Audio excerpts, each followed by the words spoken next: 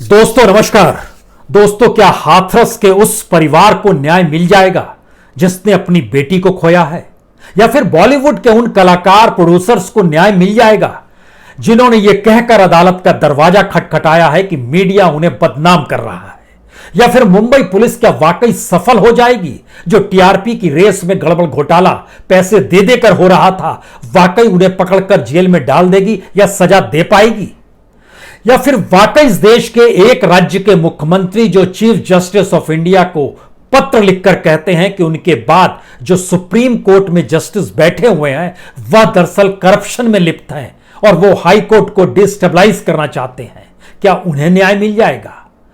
अलग अलग सीढ़ियों पर चढ़ते हुए समझते हुए जरा आज इन बातों पे गौर कीजिए। इस देश के भीतर में कोई आपको लगता है व्यक्ति, संस्थान या किसी भी राज्य का सिस्टम जो ईमानदारी के साथ काम कर रहा हो, जो करप्शन को दरकिनार कर रहा हो, जो खुद क्रिमिनल एक्टिविटीज ना कर पा रहा हो? और अगर नहीं लगता है तो फिर आज मान लीजिए कि आज हम 21वीं सदी के बनाना रिपब्लिक की बात करने वाले हैं। बनाना रिपब्लिक शब्द 19वीं सदी का है। 20वीं सदी के शुरुआत में अमेरिकी लेखक ओ हेनरी ने एक किताब लिखी थी, कैबेज एंड किंग्स। उसमें इस शब्द का इस्तेमाल किया गया था और यह शब्द जो है उन्होंने अमेरिकी कैरेबियाई देश थे या अफ्रीकन कंट्रीज थे उसको लेकर इस शब्द का प्रयोग किया गया था। और उस शब्द के पीछे जो मंशा बहुत साफ थी कि किस तरीके से सत्ता तंत्र जो होता है वह कितना करप्ट हो जाता है और सब कुछ अपने मुनाफे के लिए करता है। ऐसी जगहों पर खेती कम होती है, बिजनेस धंधे ज्यादा होते हैं जो भ्रष्ट नेताओं के द्वारा ही संचालित किए जाते हैं, यानी भ्रष्टाचार इस रूप में सिस्टम में तब्दील कर दिया जाता है और बनाना रिपब्लिक को बेहद अपमानित करने वाले शब्द के तौर पर देखा गया। लेकिन 21वीं सदी के बनाना रिपब्लिक की परिभाषा बिल्कुल अलग है। और इसकी शुरुआत हम लोग कहां से कर सकते हैं? इसकी शुरुआत तो इस बात से ही करनी चाहिए कि जनता जिसे चुनकर भेजती है कि आप इस देश की सत्ता व्यवस्था, शासन व्यवस्था को चलाइए, वो शासन व्यवस्था अपने आप सोचती है कि जनता ने हमें चुना है तो हम जो मन चाहे सो कर सकते हैं। और इसकी शुरुआत 2015 में इस सोच के साथ हुई थी कि दरअसल इस देश में जजेस की नियुक्ति भी चुनी हुई सत्ता क्यों नहीं करे, और कॉलेजियम का जिक्र हुआ था। हालांकि सुप्रीम कोर्ट ने उस वक्त मोदी सत्ता की इस मंशा पे खुले तौर पर पानी फेर दिया और पूरे सुप्रीम कोर्ट का जो निर्णय जिस कमिटी के जरिए हुआ उसने कहा यह संभव नहीं है। लेकिन आज वह एक रेफरेंस की चीज हो गई है। लेकिन क्या वाकई इस देश के भीतर में जजेस की स्थिति, चाहे वो डिस्ट्रिक्ट लेवल पे हो, सेशन लेवल पे हो, हाई कोर्ट लेवल पे हो, इस देश के आईएएस और आईपीएस की स्थिति, चाहे वो डीएम के स्तर पर हो या सेक्रेटरी लेवल के स्तर पर हो, या किसी भी इंस्टीट्यूशन की स्थिति क्या वाकई ऐसी है कि वो आम लोग, आम नागरिक या इस देश की बहुसंख्य जनता के लिए काम करता हुआ नजर आता है, या वो कुछ और कर रहा होता है? और कुछ और कर रहा है तो किसके लिए कर रहा है? और जो न्यायालय के दरवाजे ठकठकाए जाते हैं, चाहे इलाहाबाद हाई कोर्ट के लखनऊ बेंच में हाथरस का परिवार पहुंचा हो या फिर हाई कोर्ट का दरवाजा बॉलीवुड खटखटा रहा हो, अपने अपने तरीके से हर कोई कहां जाएगा। और तो और स्थिति तो यह भी आ गई इस देश के भीतर में, एक राज्य के मुख्यमंत्री यानी आंध्र प्रदेश के मुख्यमंत्री ने जब पत्र लिखा चीफ जस्टिस ऑफ इंडिया को यह कहते हुए कि आपके बाद जो चीफ जस्टिस इस देश के बनेंगे दरअसल वह करप्शन में इन्वॉल्व हैं और वह आंध्र प्रदेश हाई कोर्ट को डिस्टेबलाइज करना चाहते हैं, तो हाई कोर्ट ने अपने तौर पर निर्णय कुछ और सुना दिया और कहा कि इसकी जांच और इसके पीछे जो मंशा है वो अब नए सोच के साथ होनी चाहिए और अब इसकी जांच सीबीआई करे और स्टेट जो है यानी जगन रेड्डी की सरकार जो है वह सीबीआई को मदद करे। यह एक ऐसा चक्रव्यूह है जिस चक्रव्यूह के भीतर आज हमको लगता है कि आज आपको उसके भीतर चलना चाहिए, जाना चाहिए। और इस बात की शुरुआत इसी से हम करते हैं क्योंकि न्यायपालिका अगर ढह जाए किसी देश में, और भारत जैसे देश में जो कि डेमोक्रेटिक स्टेट है, तो सिस्टम तहस नहस हो जाएगा, सिस्टम चरमरा जाएगा। और इन शब्दों का इस्तेमाल अलग अलग निर्णयों में जहां जहां अदालतों पे आंच आई है वहां वहां अदालतों ने इसका बाखूबी तौर पर इन शब्दों का इस्तेमाल किया है कि कम से कम न्यायपालिका के साथ खिलवाड़ नहीं होना चाहिए। लेकिन एक अजीबोगरीब संयोग है, जो भी इस देश में सत्ता से जुड़े हुए मुद्दे, जो संवेदनशील मुद्दे होते हैं, उसको जो जज देख रहा होता है वो जज या तो संसद के भीतर पहुंच जाता है, या वो जज चेस्ट में पेन के बाद हार्ट अटैक के साथ उसकी मौत हो जाती है। आप समझ गए होंगे किसका जिक्र हो रहा है। इससे पहले जो चीफ जस्टिस थे, बेहद संवेदनशील मुद्दों पर उन्होंने ऐसे ऐसे निर्णय दिए जो संयोग से सत्ता अनुकूल रहे, सत्ता की राजनीति में फिट बैठ गए, और उसके 3 महीने, रिटायरमेंट के 3 महीने के बाद मार्च के महीने में इसी साल वह नजर आए संसद में शपथ लेते हुए, यानी राज्यसभा में उनको नॉमिनेट कर दिया गया। और अगर 2014 में लौट जाइएगा, दिसंबर के महीने में जस्टिस लोया जो थे, जस्टिस लोया को हार्ट अटैक आया और उनकी मृत्यु हो गई नागपुर में। वह जिस केस को देख रहे थे वह भी संयोग से गुजरात की सत्ता से जुड़ा हुआ था, वह गुजरात की सत्ता जो दिल्ली ट्रांसफर हो गई। सोहराबुद्दीन इनकाउंटर केस का हम आपसे जिक्र कर रहे हैं। लेकिन जब इसके भीतर आज को आपको इसलिए झांकना चाहिए क्योंकि हम शुरुआत करना चाहते हैं, इससे पहले हम बॉलीवुड पे आए, मीडिया पे आए, अलग अलग इंस्टीट्यूशंस पे आए। शुरुआत तो इसी बात से कि आंध्र प्रदेश के मुख्यमंत्री जगन रेड्डी ने बहुत साफ तौर पर चीफ जस्टिस को एक लेटर लिखा। उस लेटर में जिन बातों का जिक्र किया गया उसका मतलब था कि जस्टिस रमन्ना जो सुप्रीम कोर्ट में है, वह या उनकी फैमिली इन्वॉल्व किस रूप में करप्शन के साथ हुई है, इसकी जांच आप कीजिए, करनी चाहिए। इस पर कल ही जब आंध्र प्रदेश हाईकोर्ट बैठी तो उसके जो जज थे, जस्टिस राकेश कुमार और जस्टिस जे उमा देवी, उन्होंने कहा कि यह पूरे मामले को एग्जामिन सीबीआई को करना चाहिए कि कहीं इसके पीछे कोई बड़ी साजिश तो नहीं है, यानी जुडिशरी को बदनाम करने की सोच तो नहीं है। एक मुख्यमंत्री ने आवाज उठाई, हाईकोर्ट ने, आज जजेज ने कह दिया कि जी नहीं, अब सीबीआई जांच करेगी। और दरअसल ये मामला पूरा लैंड डील का है। और इससे पहले जरा पन्ने को एक और पन्ना पलटिएगा तो जो अमरावती को कैपिटल बनाने की बात थी, जो कि चंद्रबाबू नायडू जो इससे पहले मुख्यमंत्री थे, वो जो बनाने की सोच रहे थे, तो उस समय लैंड डील में कुछ प्रभावी परिवारों के बच्चों का नाम भी आया, कुछ ऐसे का भी नाम आया जो जजेस हैं, उनकी फैमिली से जुड़े हुए लोगों का नाम आया। तब उसको मीडिया ने जैसे उठाया तो हाईकोर्ट ने कहा खबरदार, और 15 सितंबर को कहा कि मीडिया इस मामले को ना उठाए, कवर ना करे। यानी हाईकोर्ट से जुड़ा मामला है, मीडिया इसको, यानी उसमें बहुत साफ तौर पर एक लाइन लिखी गई, अगर जुडिशरी ढह गई तो पूरा सिस्टम चरमरा जाएगा। इसीलिए इसकी सेंसिटिविटी को समझना चाहिए। इतना ही नहीं, जो आंध्र प्रदेश की असेंबली में स्पीकर हुआ करते थे सीताराम जी, उन्होंने जो कुछ कमेंट्स किए उसको ऑब्जेक्शनल कमेंट माना गया। उस पर जो सोशल मीडिया में लोगों ने लिखा कि अगर करप्शन है तो हाईकोर्ट को इस दिशा में जांच करनी चाहिए, हाईकोर्ट ने सोशल मीडिया पर जो भी कुछ लिखा हुआ था उसको हटवाने का निर्देश दे दिया और सीबीआई को कहा कि आप हर स्तर पर एफआईआर दर्ज कीजिए, जांच कीजिए, सोशल मीडिया में आपत्तिजनक जो भी लिख रहे हैं उन पर भी कार्रवाई कीजिए। और ये सब करते करते स्टेट को ही डायरेक्ट कर दिया जिन्होंने हाईकोर्ट जजेस या जुडिशरी को लेकर सवाल खड़े किए थे, और उसको जनता ने चुना है। यानी एक चीज समझने की कोशिश कीजिए, दिल्ली में जब जनता को चुना गया तो मोदी सत्ता ने कहा कि हमें जनता ने चुना है, और बाकायदा रविशंकर प्रसाद लॉ मिनिस्टर उस वक्त प्रेस कॉन्फ्रेंस करने बैठे थे तो उन्होंने कहा कि जब जनता ने चुना तो जनता क्यों नहीं, तब जनता से चुने हुए प्रतिनिधि क्यों तय नहीं कर सकते हैं जजेस को। और यहां पर जगन रेड्डी को जब जनता ने चुना है तो उन पे हाईकोर्ट ने कहा कि नहीं, इससे चीजें डिस्टेबलाइज हो जाएंगी, बिगड़ जाएंगी, कम से कम ऐसा नहीं होना चाहिए। और अब 1 दिसंबर को सुनवाई होगी और सीबीआई जो भी जांच करेगी उसमें मदद स्टेट को करना होगा।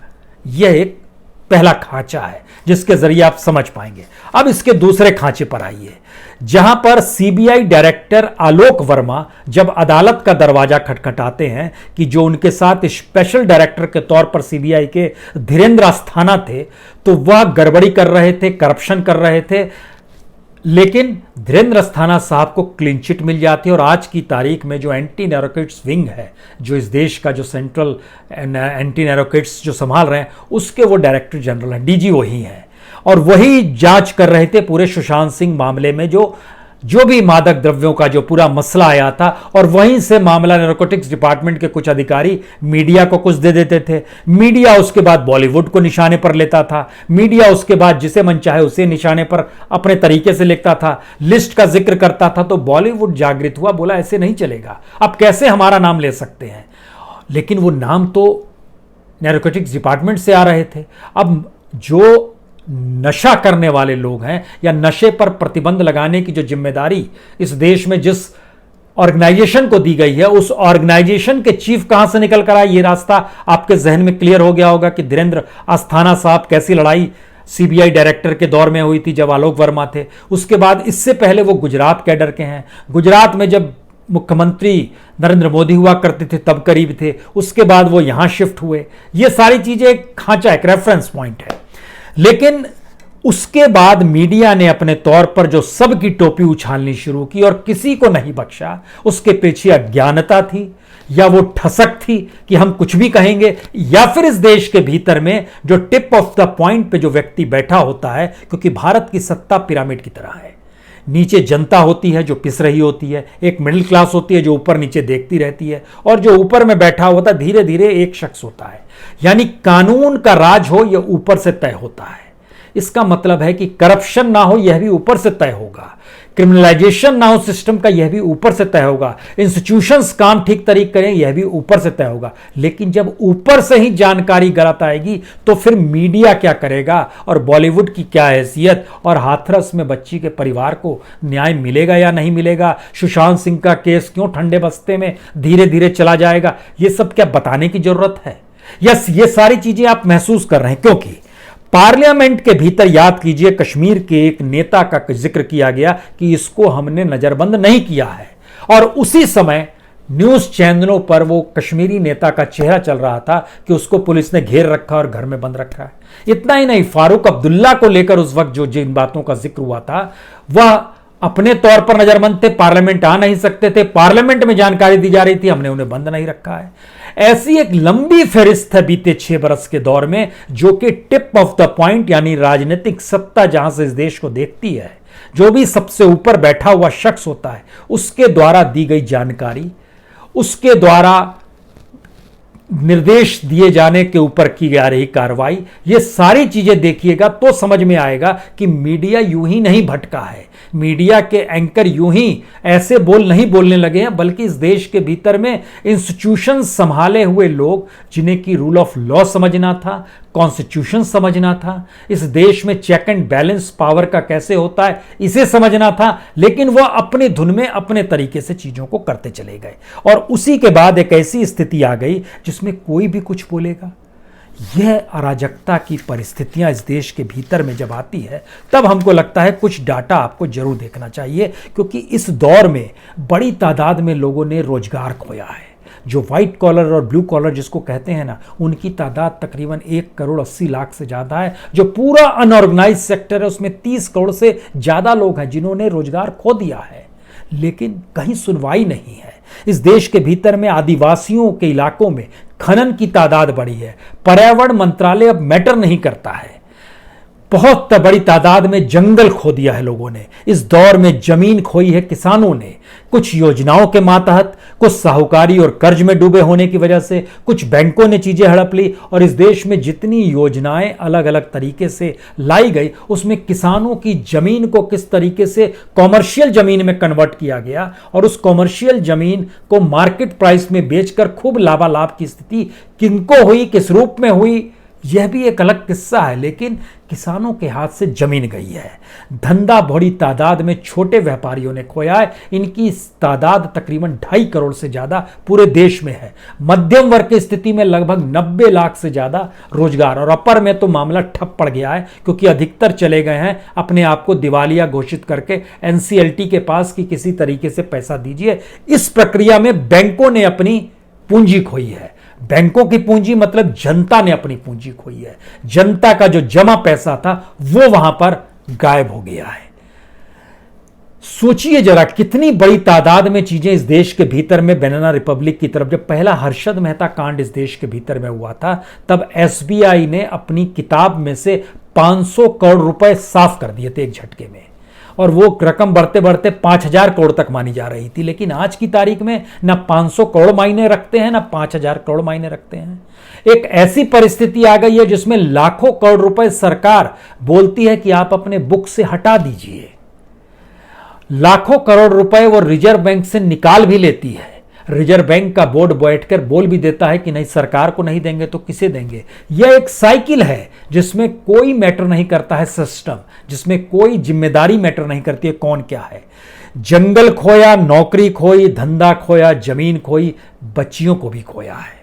बीते 5-6 बरस के भीतर में लगभग जो एफआईआर दर्ज होकर जो मामला पहुंचा, 1290 बच्चियां इस देश के भीतर में हैं, रेप हुआ, मर्डर हुआ।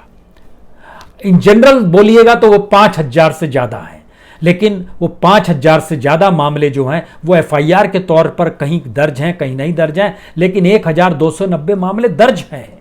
लेकिन न्याय सिर्फ 2.5% पे रेंगता है। 2.5% से आगे न्याय बढ़ नहीं पाता है।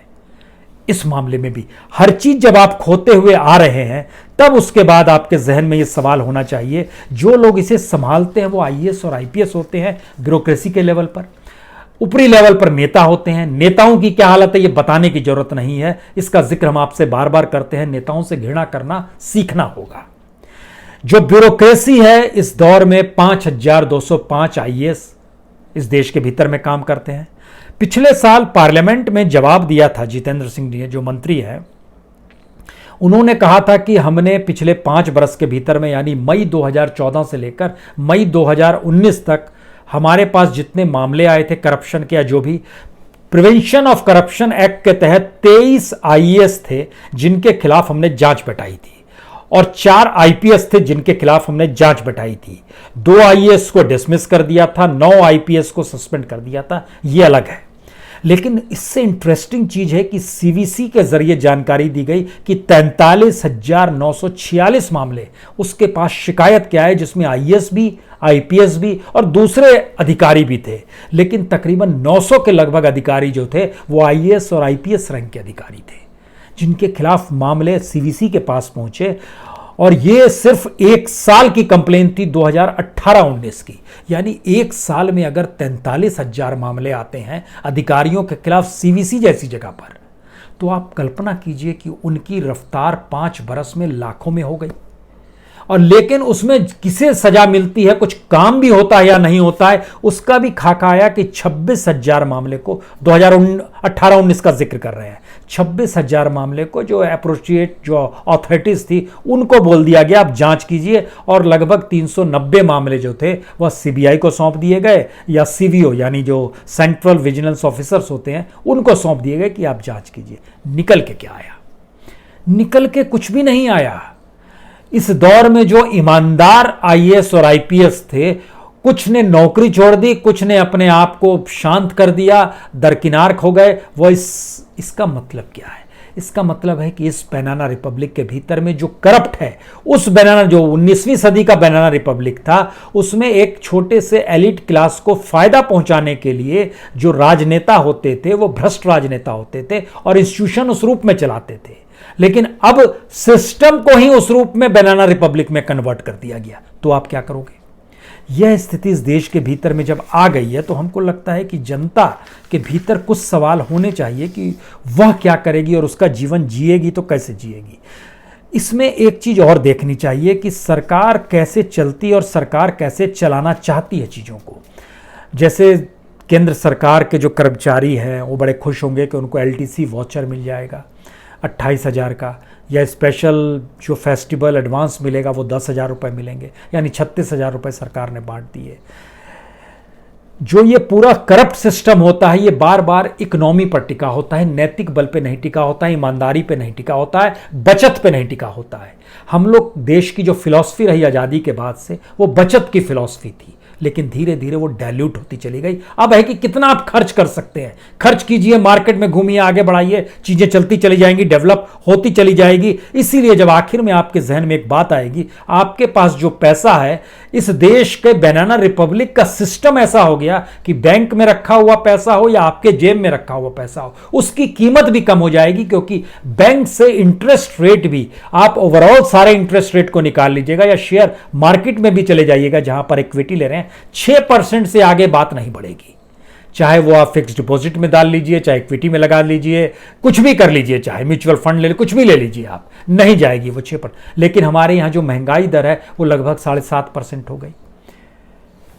हम एक ऐसे बनाना रिपब्लिक के भीतर आकर फंस गए हैं जिसमें इस देश में आपके पास ऑप्शन ही नहीं रहेगा, ये जानते समझते हुए कि ये करप्ट इंस्टीट्यूशन है, लेकिन इसका दरवाजा नहीं खटखटाएं तो किसका खटखटाएं। और वो इंस्टीट्यूशन अपने तौर पर अपनी ईमानदारी बताने के लिए सत्तानुकूल होकर काम करेगा, क्योंकि उसकी ईमानदारी वहीं पर टिकी हुई है। एकजुटता बॉलीवुड की अपनी जगह है। हाथरस को लेकर मीडिया ने जिस रूप में प्रोजेक्ट की चीजें, वह भी अपनी जगह है।